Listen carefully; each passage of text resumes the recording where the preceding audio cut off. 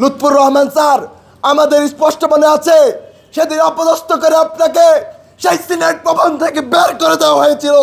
আজকে আপনি তাদের সাথে, সেই নীল দলের দোসরদের সাথে ক্লাবের পদ ভাগাভাগি করছেন। এক বছরও হয় নাই ভাইরা, গত জুলাই মাসে যখন আমরা কোটার জন্য রাস্তায় নেমেছিলাম, তখন এই নীল দলের চাটুকাররা তাদের আম্মা হাসিনাকে খুশি করার জন্য তারা বলেছিল এখানে সাধারণ শিক্ষার্থীরা যুক্ত নয়, এখানে বিএনপি এবং ছাত্রদল এবং শিবিরের পোলাপান এই আন্দোলনকে চালিয়ে নিয়েছে। ছাত্রলীগের নেতাকর্মীরা শিক্ষার্থীদেরকে তাদের দাসের মতো ব্যবহার করতো, বিভিন্ন প্রোগ্রামে নিয়ে যেত।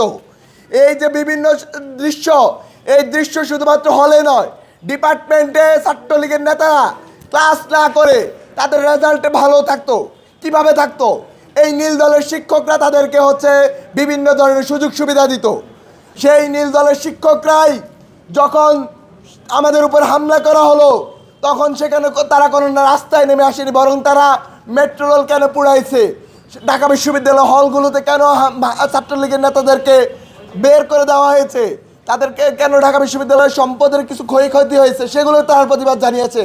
কিন্তু শিক্ষার্থীদের উপর এই ভীতি তত্ত্বরে এখানে আমাদের উপর টিএসএল মারা হয়েছিল, আমাদের উপর সাউন্ড গ্রেনেড মারা হয়েছিল, তারা তাদের চোখ সেটি দেখে নেই, তারা সেটার কোনো প্রতিবাদ জানায়নি।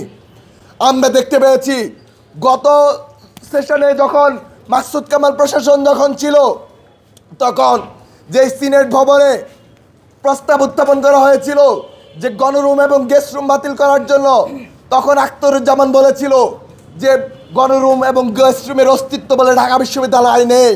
সেই সিনেট সদস্য রাজাউল করিম এই ক্লাবের নতুন কমিটিতে সাদা দলের মদদে এই কমিটিতে এসে স্থান পায়। সে কমিটির সহসভাপতি কিভাবে হয়? আমরা সাদা দলের কনভেনরদের প্রতি এই প্রশ্ন রাখছি। লুৎফর রহমান স্যার, আমাদের স্পষ্ট মনে আছে সেদিন অপদস্থ করে আপনাকে সেই সিনেট ভবন থেকে বের করে দেওয়া হয়েছিল। আজকে আপনি তাদের সাথে, সেই নীল দলের দোসরদের সাথে ক্লাবের পদ ভাগাভাগি করছেন। আমরা স্পষ্ট হুঁশিয়ার করে বলে দিচ্ছি, যদি এই কমিটি বাতিল না করা হয়, আমরা এই ঢাকা বিশ্ববিদ্যালয় ক্লাবের তালা মেরে দিব, এই ক্লাব আমরা বন্ধ করে দেব। অনতি বিলম্বে এই যে ফ্যাসিবাদের দোসরদের নিয়ে যে ক্লাব করা হয়েছে, যে ক্লাবের কমিটি করা হয়েছে, সেই কমিটিকে বাতিল করতে হবে।